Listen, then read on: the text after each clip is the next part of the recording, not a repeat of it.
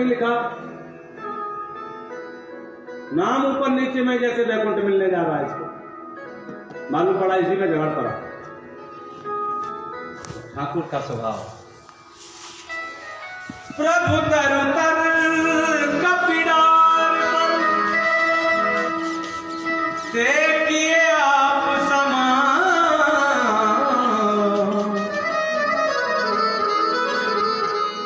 तुलसी कहूं न राम से, साहिब सील निधान। ये है साहिब सील निधान, जो अपने सेवकों को भी अपने से ऊपर रखते हैं। मालूम है, बैकुंठ में जो स्वरूप भगवान का रहता वही स्वरूप सेवकों का भी रहता। उनके द्वारपाल सेवक भी चतुर्भुज होते हैं, वो भी शंख चक्र गदा पद्म धारण करते हैं, वो भी मोर मुकुट, मकराकृत कुंडल से वो मुकुट लगाते हैं। और जिस थान से भगवान के कपड़े बनते हैं उसी थान से सेवकों के भी कपड़े बनते हैं, वो भी पीतांबर पहनते हैं। ऐसा कौन होगा बता? आज तक संसार का कोई मालिक ऐसा करता कि जो सूट अपने लिए लावे उसी तरह का अपने चेला के लिए लावे, सेवकों के लिए?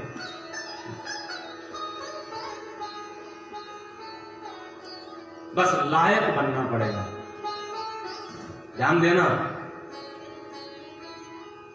मिलता किसको है? 3 लोगों को मिलता है, 3 ही पाने वाले होते हैं।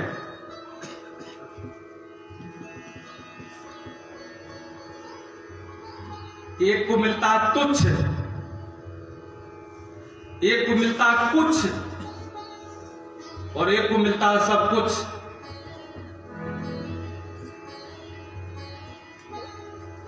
जैसे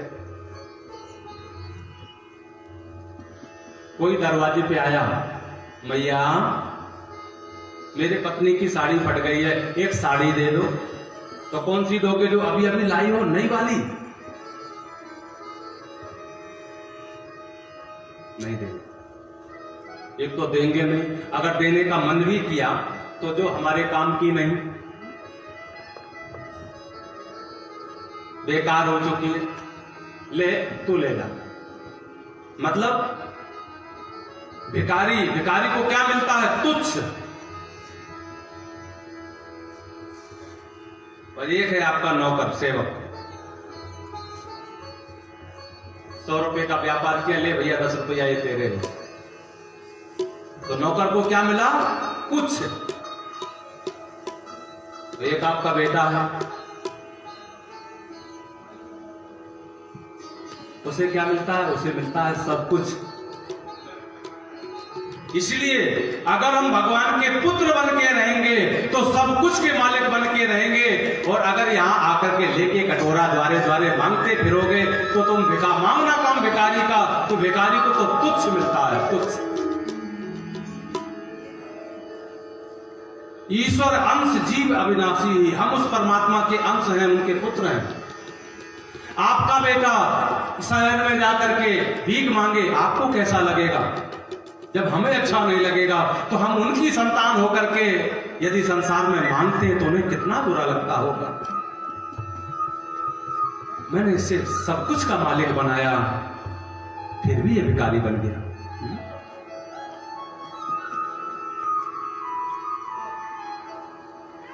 इसलिए पुत्र बनो भगवान के।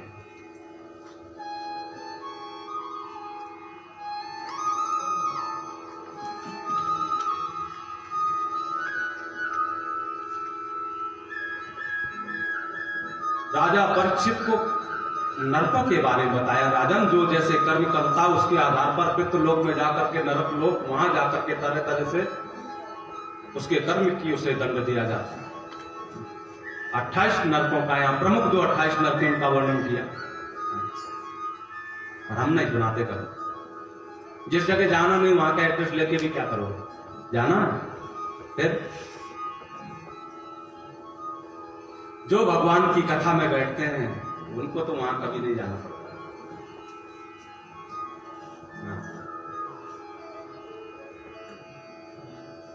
चरित्र सुनाते भगवान के भक्त का। देखो माना कि हम भगवान के लायक नहीं हैं,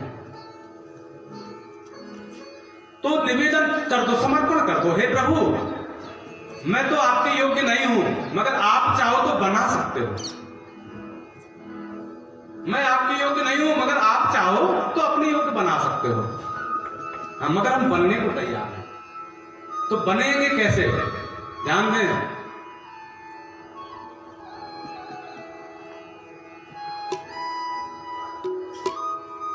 पदम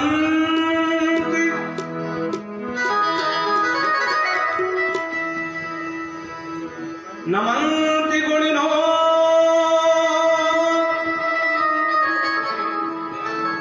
नमन्ति फलिनो वृक्षा नमन्ति गुणिनो जना शुष्क काष्ठान्य मूर्खास्य नानमन्ति कदा।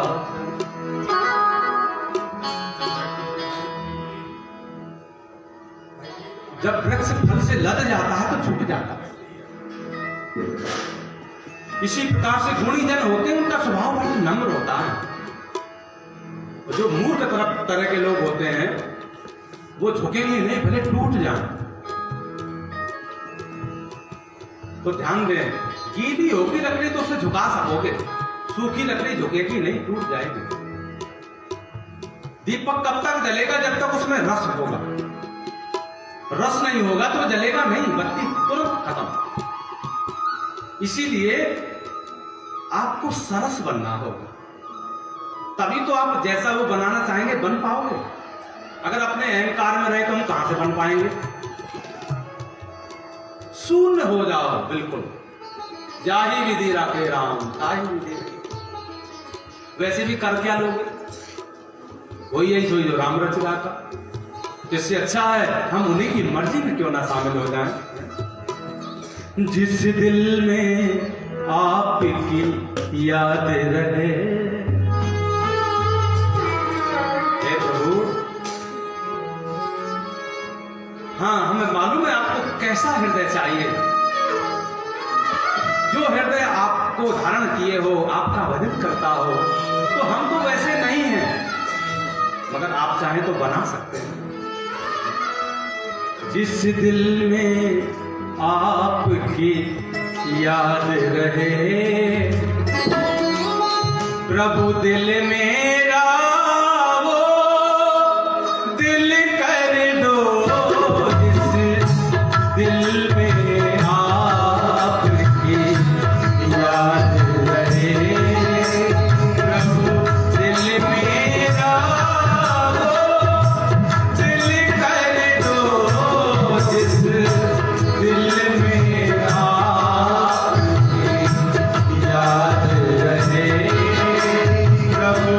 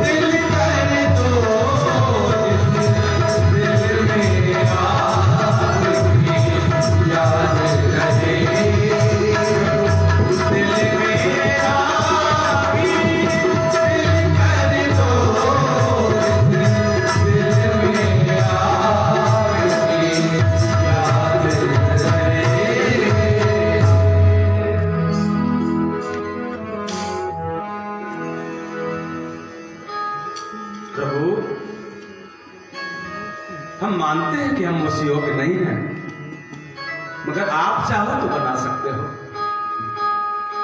हे गोविंद,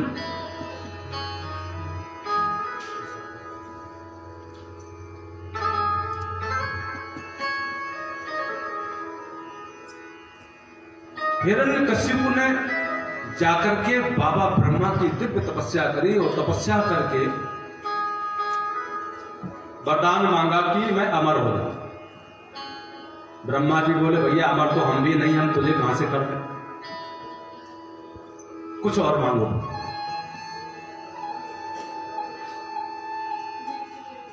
तो फिर इसने घेरना शुरू किया, ना मैं नर से मरूं, ना पशु से मरूं, न दिन में मरूं, न रात में मरूं, न अस्त्र से मरूं, न शस्त्र से मरूं, न तुम्हारे बनाए 12 महीने में मरूं।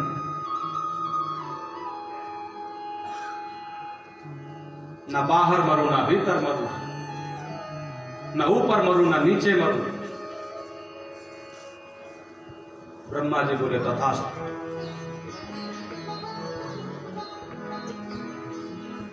अब तो मत वाला हो गया, सोचने लग गया अब मुझे कोई नहीं मार सकता।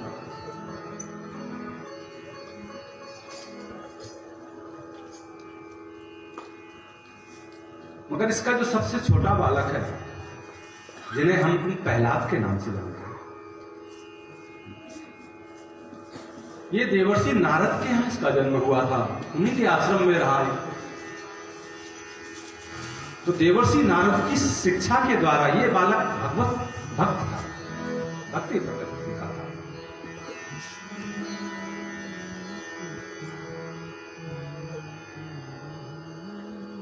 ये वरदान प्राप्त करके आया।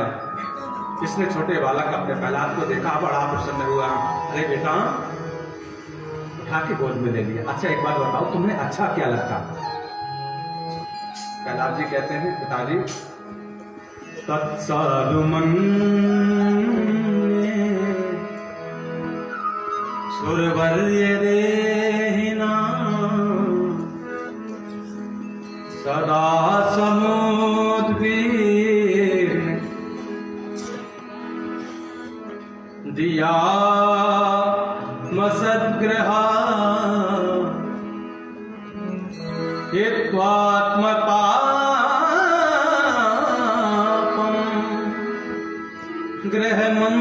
ग्रहमंधकूपम बलं गतो यद्धरिमाश्रये।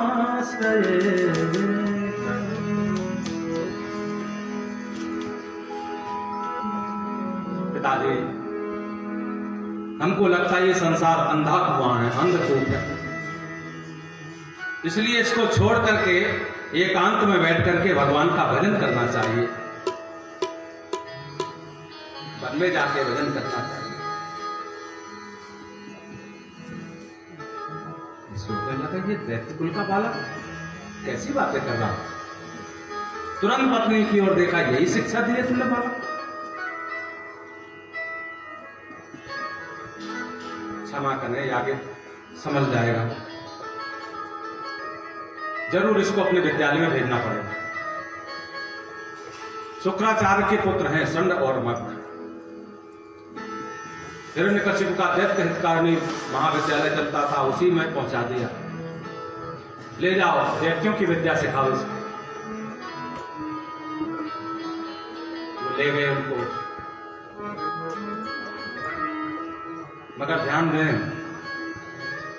भक्त बनाए नहीं जाते, ये बने बनाए जाते हैं। क्योंकि ये तो एक प्रवृत्ति है, स्वभाव है। सब कुछ बदला जा सकता है, मगर कभी स्वभाव नहीं बदला जा सकता।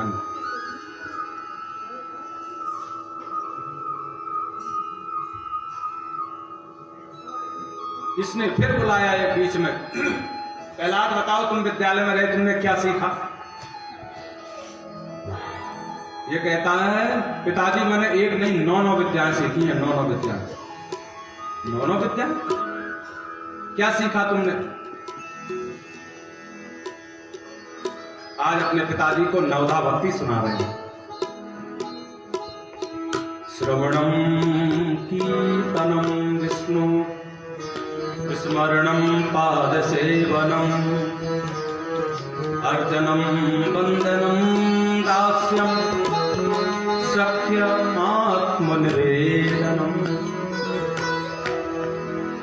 श्रवणम, भगवान की कथा को श्रवण करो। कीर्तनम, भगवान का कीर्तन करो।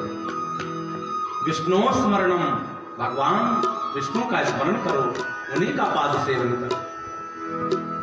अर्चनम, उनकी अर्चना करो। वंदनम, उनकी वंदना करो। दास्यम, दास्य भाव बना लो।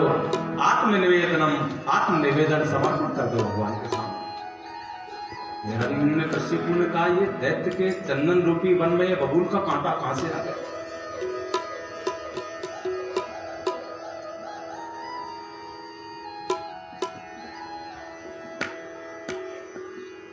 तुरंत वो गुरुजी साथ में आए थे। इसने गुरुजी की तरफ देखा, क्यों भाई यही सिखा रहे हो मेरे बच्चे को? अब तो गुरुजी कांपने लगे, बोले जो हमने सिखाया वो तो इसने कुछ नहीं सुनाया,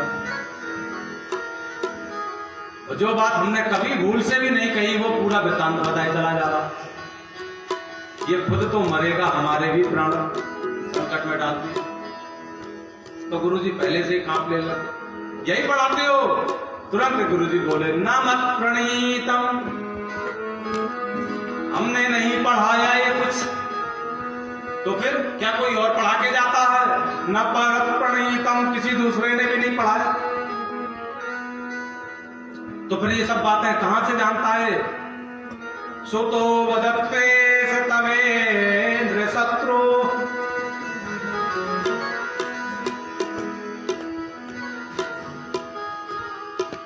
ये हम भी नहीं समझ पा रहे हैं ये सब बातें कहां से होता। तो फिर क्या ध्यान देते हो बच्चे का? राजन क्या करें, तुम्हारे बात यही स्वभाव हो गया तुम्हारे बच्चे का।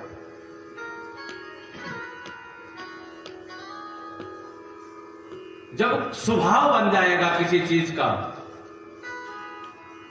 तो किसी के कहने सुनने की जरूरत नहीं है, वो आदमी वही करेगा जो स्वभाव हो। आपके बेटा का स्वभाव बन गया भगवान नाम लेना। जब किसी ने नहीं सिखाया तो फिर ये सब बातें कैसे जानता है?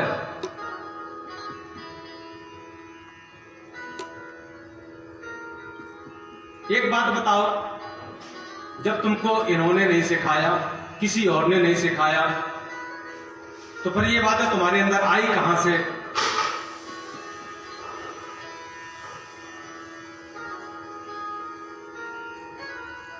देखो, प्रहलाद जी ने कहा, पिताजी या तो खुद आ जाए या किसी के कहने से आ जाए,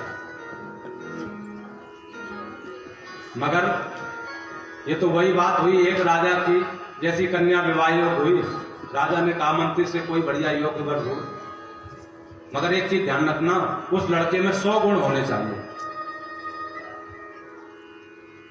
उसने खूब ढूंढा मारा, खूब गुण ढूंढता रहा, अंत में जाकर के एक राजकुमार मिला, वो बोला कि हमारे अंदर 98 गुण है। उसने कहा भैया 100 वाला तो मिल नहीं रहा है, कम से कम 98 वाला ही सही, इसी को ले चलते। ले आए, बोले महाराज 100 वाला तो नहीं मिला, मगर ये श्रीमान जी कह रहे हैं हमारे अंदर 98 गुण है। राजा बोला ऐसा कि जो हैं अब उनके बारे में क्या पूछना, बेटा जो 2 गुण तुम नहीं प्राप्त कर पाए वही बता दो, वो कौन से हैं 2 जो तुम्हें नहीं मिल पाए। वो राजकुमार कहता है कि राजन, एक तो मैं कुछ जानता नहीं, दूसरा किसी की मानता नहीं,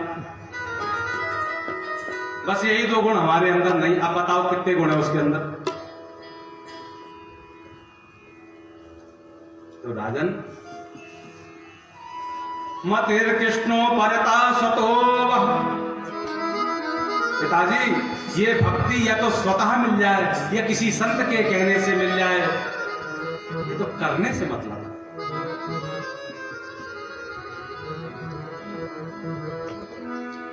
इसने सोचा कि अगर शरीर में किसी अंग में रोग लग जाए तो उसे काट देना अच्छा, वरना पूरा शरीर बेकार हो जाए। आज इस बालक के हिम्मत से अन्य लोग भी हिम्मत बढ़ा लेंगे, सामना करेंगे। इसे दंड देना चाहिए। अब तो इतना कष्ट दिया, जहर पिलाया, पर्वत से गिराया, अग्नि में जलाया, जितने साधन कर सकते थे सब कर लिए, मगर जिसकी रक्षा भगवान करते हो उसका कोई अनर्थ क्या और कैसे कर सकता है। एक बार ये नगर में टहल रहे थे, एक देवी रो रही। ये गए, क्यों रो रही हो? मैं इसलिए रो रही हूं कि मैंने कच्चे घड़े हवा में लगा दिए। तो बाद में ध्यान आया कि एक बिल्ली ने बच्चे दिए थे, वो बच्चे उन्हीं में रह गए। अब भगवान से प्रार्थना कर रही हूं कि नारायण रक्षा करना, आग से उन बालकों की रक्षा करना। ये बोले कि हम नारायण बचा लेंगे, मेरा तो विश्वास है। प्रहलाद जी बोले अगर आज तुम्हारे बालक बच गए बिल्ली के तो मेरा भी विश्वास परिपक्व हो जाएगा। जब अग्नि ठंडी हुई, वो पके पकाए घड़े जब बाहर निकाले तो भगवान नाम और विश्वास की वो ताकत थी कि पके हुए घड़ों से भी वो बिल्ली के बच्चे खेलते हुए बाहर। प्रहलाद जी ने निश्चित कर लिया अब मैं किसी की नहीं सुनूंगा, अब किसी की नहीं सुनते। अब एक दिन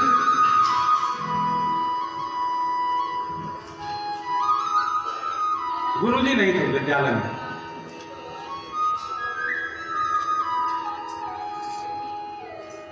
गुरुजी नहीं थे विद्यालय में।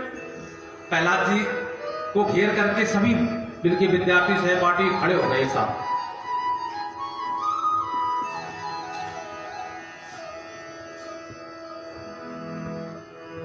और सभी कहते हैं कि भैया एक बात बताओ प्रहलाद, आप हमारे मित्र हैं, सहपाठी हैं, आपके पिता आपको तरह तरह से कष्ट देते हैं नारायण का भजन करने पर, मगर तुम मानते नहीं हो, तो तुम ये जिद क्यों किए हो? अरे तुम बालक हो, राजकुमार हो, जब पिताजी गुजर जाएं तब तुम राजा होगे, जो मन में आवे तब करना, तो अभी क्या जरूरत पड़ी है? जब ये बात कही तो प्रहलाद जी कहते हैं कि भैया तुमने क्या कहा? तुम्हारे कहने का मतलब है कि हम बुढ़ापे में भजन करेंगे? अच्छा एक बात बताओ, हम ये सोच के रह जाए कि हम बुढ़ापे में भजन करेंगे और कहीं जवानी में नंबर आ गया निकल लिए तो क्या जवान लोग नहीं मरते? तो जो कर सकते हैं वो भी नहीं कर पाएंगे, बुढ़ापे के भरोसे बैठे रहेंगे। नहीं नहीं ऐसा नहीं करना है। तो फिर कौमार आचरे प्राज्ञो,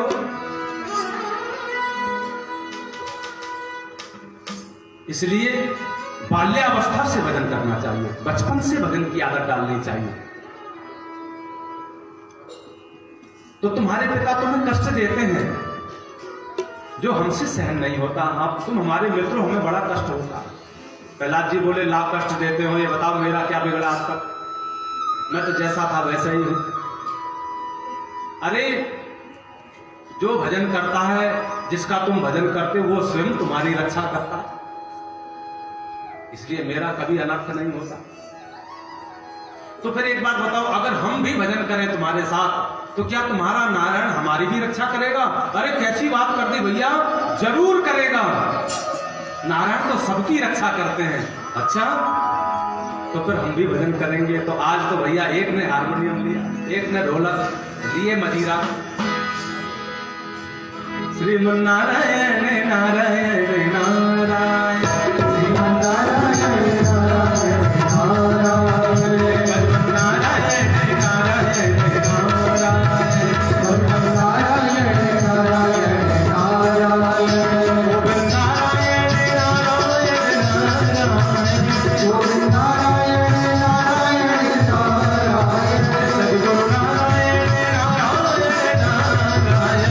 Guru Narayana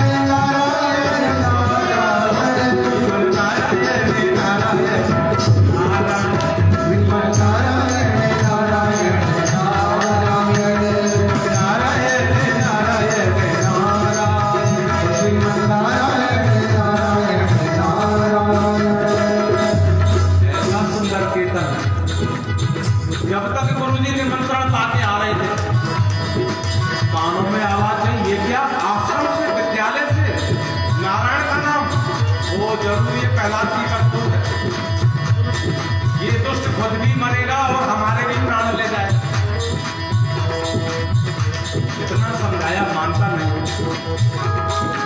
आज गुरु जी जैसे नजदीक आए, देख रहे हैं प्रहलाद अकेला नहीं, आज तो सारे विद्यार्थी इसके रंग में रंग गए। अभी तो ये अकेला था, अब तो इतने हो गए। इन्हें रोकना चाहिए। आकर के जैसे ही प्रहलाद जी पे स्पर्श किया, अरे ये क्या कर रहा है? प्रहलाद जी बोले, जो हम कर रहे हैं वही गुरु जी तुम भी करो। तो भगवान के नाम की शक्ति जैसे ही स्पर्श किया, गुरु जी रोकने आए थे, रोकना भूल गए। अब तो गुरु जी भी श्रीमन नारायण नारायण नारायण नारायण नारायण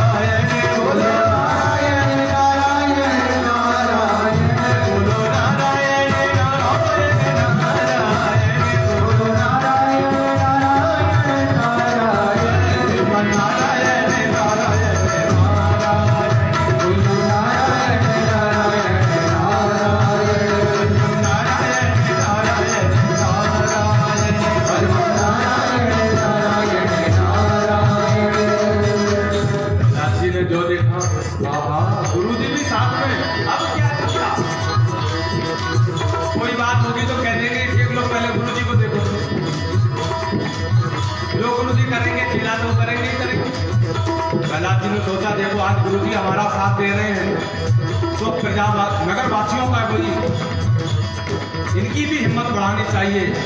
जो पिता का भय है वो दूर करना चाहिए नगर वासियों के हृदय से। चलो भैया नगर चलते हैं, आज नगर में फेरी लगाएंगे। अब सारे विद्यार्थी और गुरु जी प्रहलाद जी के साथ आश्रम से निकले, कीर्तन करते हुए नगर की गलियों में महाराज झूम के मस्ती ले रहे हैं। श्रीमन नारायण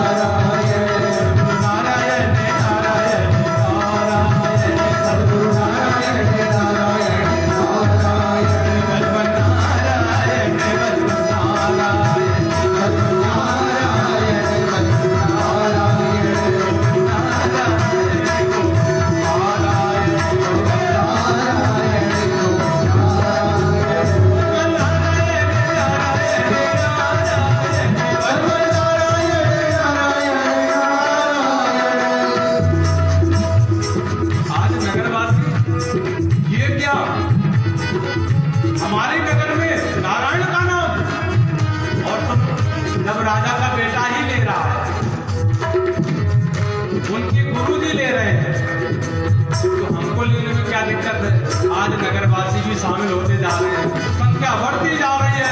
अब तो हुजूम हो गया महाराज बड़ा, तो सब लोग मस्ती में। हाँ, श्रीमन नारायण नारायण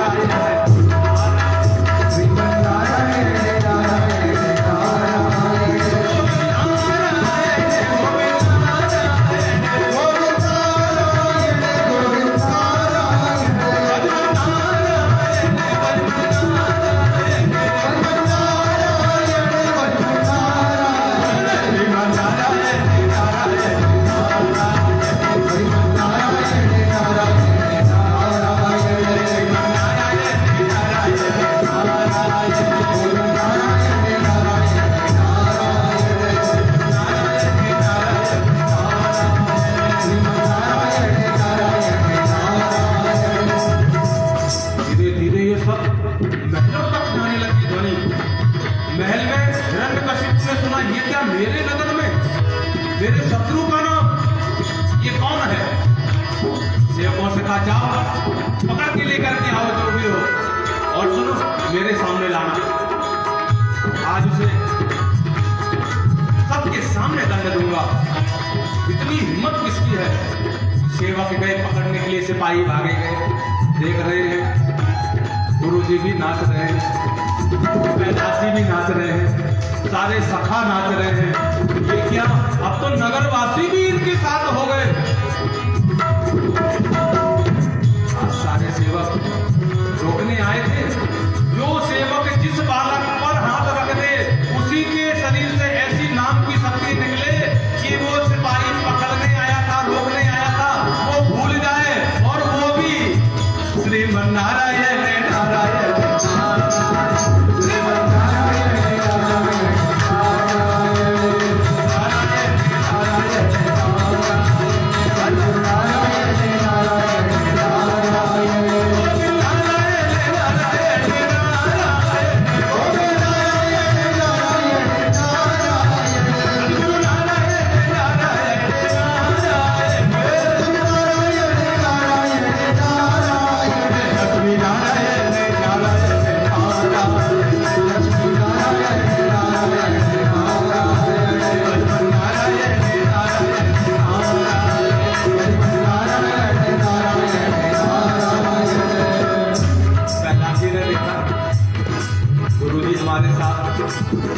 मेरे सखा हमारे साथ, नगरवासी हमारे साथ।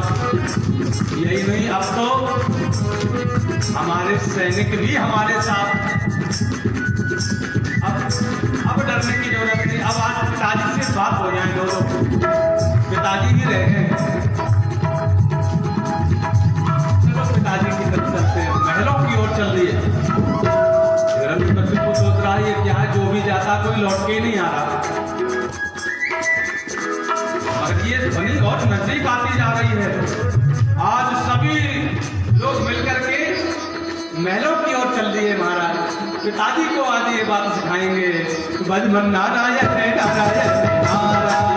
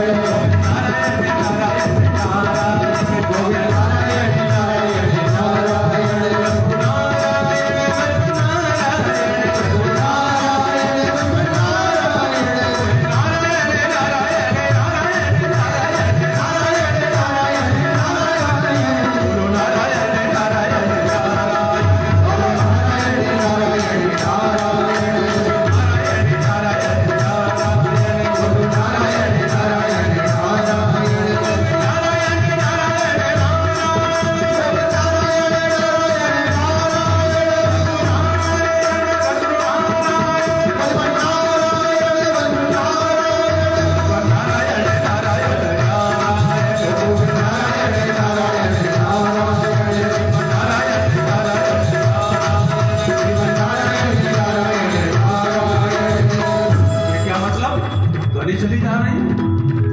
महल की इतनी नजदीक, लगता है कोई कीर्तन महलों में ही कर रहा है। दरवाजे से आज हिरण्यकशिपु भागा वहां से क्रोध में, आकर के दरवाजे पे जो देखा,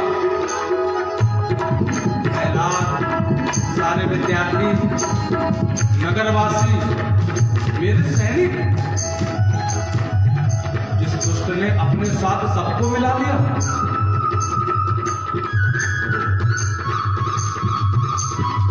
कौन मेरी सुनेगा?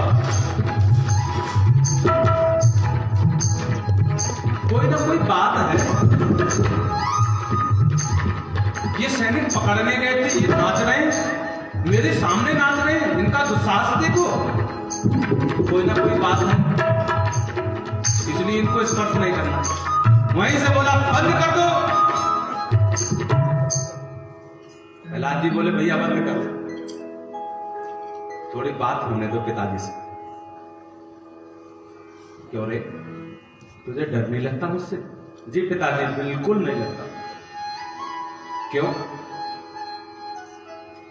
क्योंकि पिताजी जिसकी शक्ति से आप मुझे डराना चाहते हैं, उन्हीं की कृपा शक्ति से मैं आपसे नहीं डरता।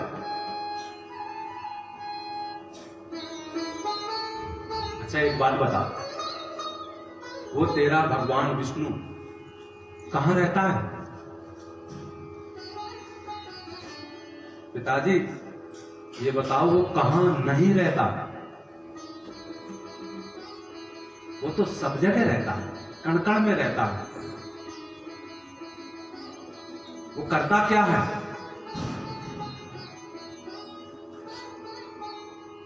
एक बादशाह ने मंत्री से प्रश्न किया, भैया तुम्हारा वो भगवान कहां रहता है? मंत्री बोला, ये बात तो मेरे गांव का एक किसान का बच्चा भी बता देगा इस प्रश्न का उत्तर महाराज, इतना हल्का प्रश्न है। अच्छा, लाओ किसी को। एक छोटा सा बालक तैयार करके लाए। राजा से कहा मंत्री ने, हाँ महाराज पूछिए, बताओ वो भगवान कहां रहता है और क्या करता है?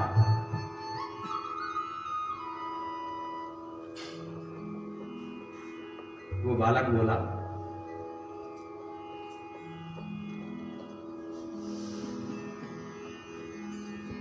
हम तो सोच रहे थे राजा लोग थोड़ा शिष्टाचारी हों, मगर राजन तुम में कोई शिष्टता नहीं है। राजा बोला, हमसे कह रहा शिष्ट नहीं है? क्यों, हमने ऐसा क्या कर दिया? अरे अभी अभी हम आए हैं और आप हमसे कुछ पूछना चाहते हो, ना बैठने को कहा, ना कोई सत्कार किया, सीधे प्रश्न। अरे पहले स्वागत करो हमारा। हाँ हाँ बात सही है, बताओ आप क्या लोगे? अरे बोले, बाल अवस्था है, बालक क्या लेगा, दूध पीते हैं, दूध पिलाओ। जरूर। सोने के कटोरे में सुंदर दूध आया, बालक ने दूध लिया, उंगली डालता है, देखता है। राजा बोला, ये क्या कर रहे हो? बोले, महाराज मैंने सुना है कि दूध में घी होता है, वो घी ढूंढ रहा हूं। अरे तो ऐसे थोड़ी मिलेगा घी। बोले फिर? बोले इसको तपाना पड़ेगा, फिर इसको जमाना पड़ेगा, फिर इसको मथना पड़ेगा, तब इससे मक्खन निकलेगा, मक्खन से घी मिलेगा। मगर राजन ये तो पक्का है ना कि इसमें रहता है? बोले हाँ ये बात तो पक्की बात है, जिस प्रकार से दूध के कण-कण में है मगर नजर नहीं आता, उसी प्रकार से मेरा भगवान संसार के कण-कण में है, नजर नहीं।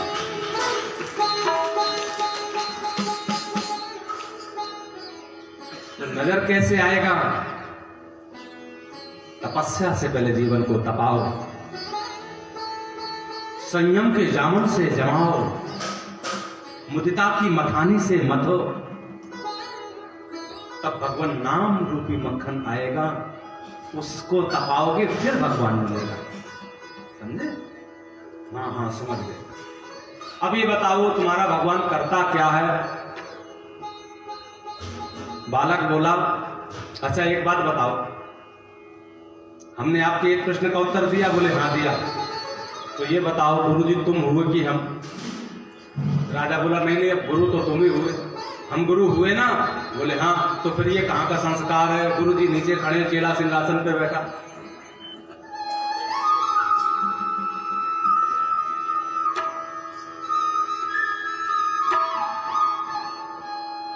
ठीक जरूर।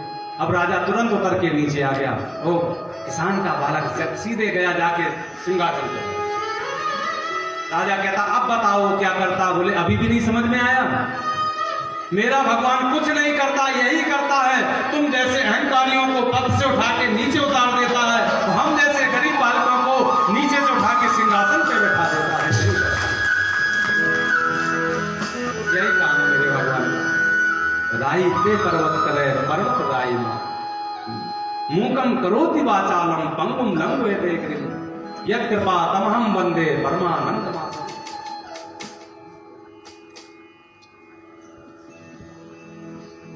पिताजी वो हर जगह है। अगर सब जगह है तो खंबा था। बोले इस खंबे न दृश्यते, इस खंबे में क्यों नहीं नजर आ रहा? पिताजी अपनी आंखों का इलाज कराओ, आपको नहीं नजर आ रहा मगर मुझे तो आ रहा है। मुझे नजर आ रहा है तेरा भगवान इसमें है, बिल्कुल है। इतना कहा इसने उठाई गदा, वो जो खंबे पे महाराज मारी।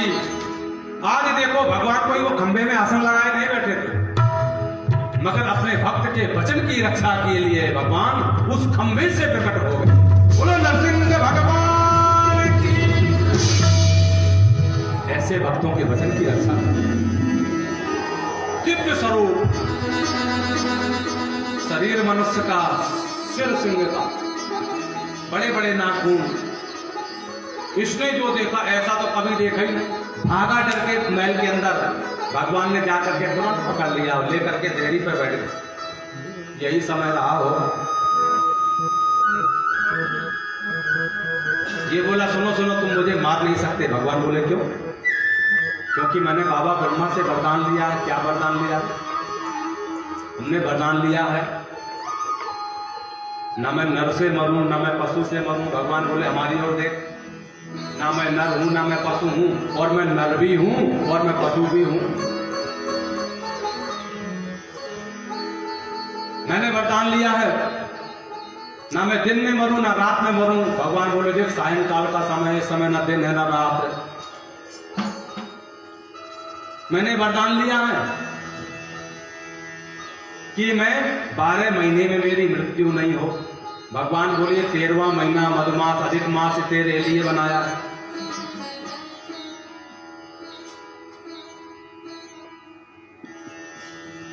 मैंने वरदान लिया है कि ब्रह्मा की बनाई हुई सृष्टि में से मैं किसी के द्वारा मेरी मृत्यु ना हो। भगवान बोले सुनो महापुरुष, ब्रह्मा मुझे नहीं, मैं ब्रह्मा को बनाता हूं।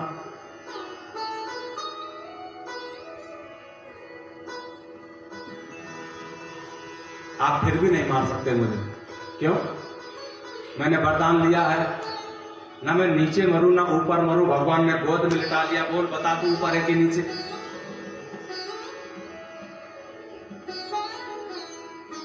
ये बोला मैंने वरदान प्राप्त किया ना मैं अस्त्र से मरूं ना मैं शस्त्र से मरूं। भगवान बोले तेरे लिए अस्त्र की ना शस्त्र की किसी की जरूरत नहीं। ये मेरे बड़े बड़े नाखून ही काफी हैं। ना ये अस्त्र में आते हैं ना मैं शस्त्र में आते हैं। सारे वरदान काट दिए।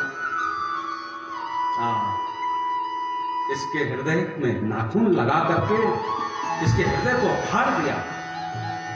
निर्दयी, मेरे भक्त को इतना कष्ट दिया तूने।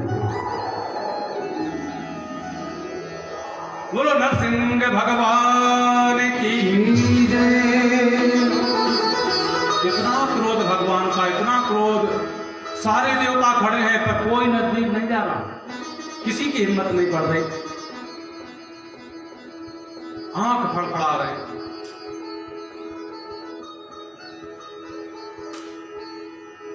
आज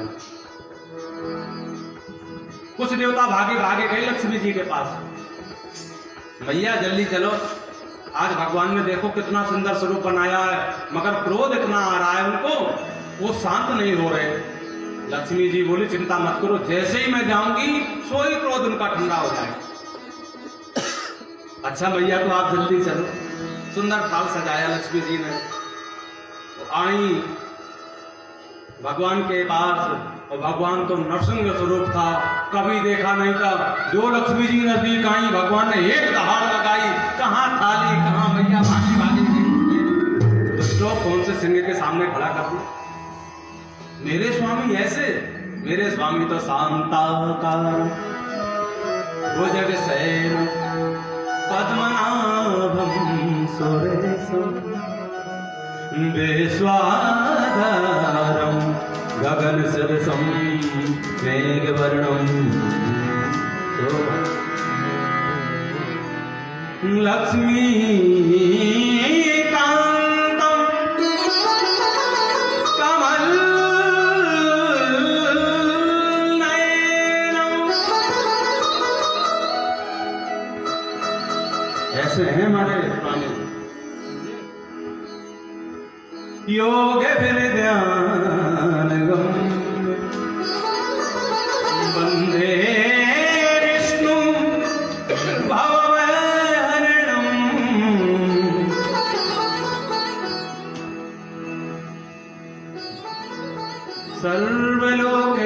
सर्वलोकैकनाथ, समस्त लोगों के नाम। ऐसे मेरे स्वामी हैं और तुमने खड़ा कर दिया भंवर शेर के सामने।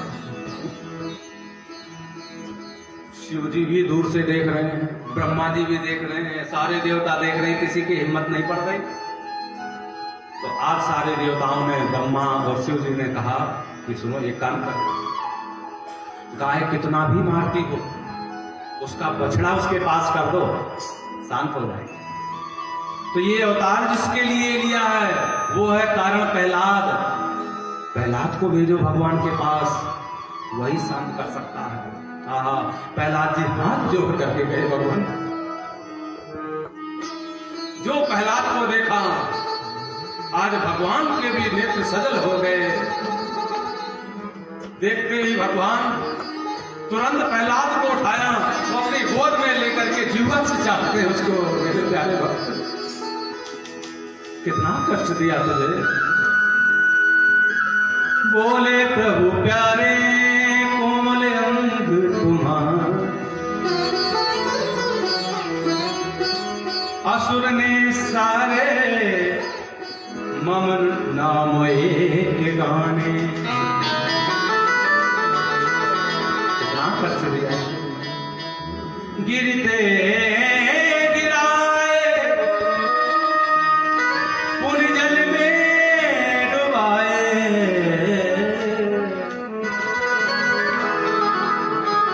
अग्नि में जलाए राखी कमी ना सताए।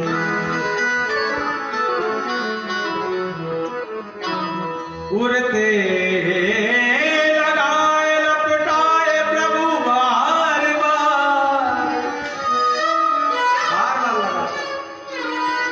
करुणानिधि लगे करुणा दिखाने। मंजुल मुखार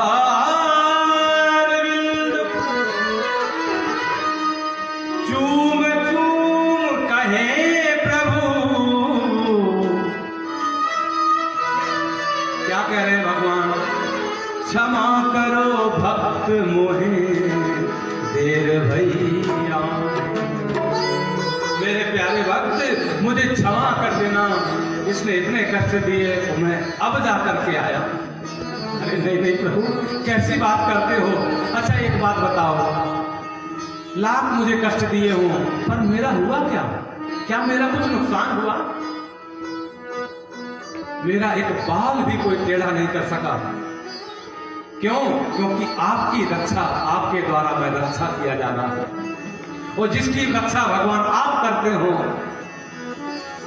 फिर उसका कौन क्या बिगाड़ सकता है? जाको राखे साइना मार सके, बाल ना बाका कर सके तो जग बैरी हो। मगर भगवान एक निवेदन करना चाहता हूं। हाँ बेटा बताओ। मेरे पिता ने बहुत अपराध किया, इनकी दुर्गति नहीं होनी चाहिए, इनकी दुर्गति ना हो, इन्हें सदगति मिले, आपसे ये निवेदन है। कैसी बात करती बेटा? तेरे जैसा भक्त जिस कुल में आ जाता है उसकी एक तो क्या 21 पीढ़ियां कर जाती हैं। त्रिसप्त भी पोता, एक नहीं 21 पीढ़ियां उसकी वैकुंठ में राज्य करते हैं। इसलिए निश्चिंत होकर के जा, और मेरा वरदान है 36,000 वर्ष तक दिव्य राज्य करोगे, उसके बाद मेरे धाम को आओगे। अपने पिता की सुंदर संस्कार करो। भगवान ने प्रभासक क्षेत्र में जाकर के अपने स्वरूप का विश्राम किया। इसके बाद भगवान कितने दयालु हैं। मनुष्य की तो बात छोड़ दो, भगवान तो पशु पक्षियों पर भी कृपा करते हैं। कल शुरुआत की कथा में भी सुनेंगे आप लोग कि भगवान ने गजराज के ऊपर कृपा की, जो हाथी थे। कैसे कृपा करी, ये कल की कथा में सुनाएंगे। आइए प्रेम से 2 मिनट कीर्तन करें, आरती प्रसाद लेकर के अपने अपने घरों को जाएंगे। हाँ, कल चतुर्थ दिवस, चौथा दिन अवतार दिवस होता है। शुरुआत से ही पहले हरि अवतार, कूर्म अवतार, मोहिनी अवतार, वामन अवतार, राम अवतार, फिर कृष्ण अवतार। देखो, भागवत कृष्ण प्रधान ग्रंथ है।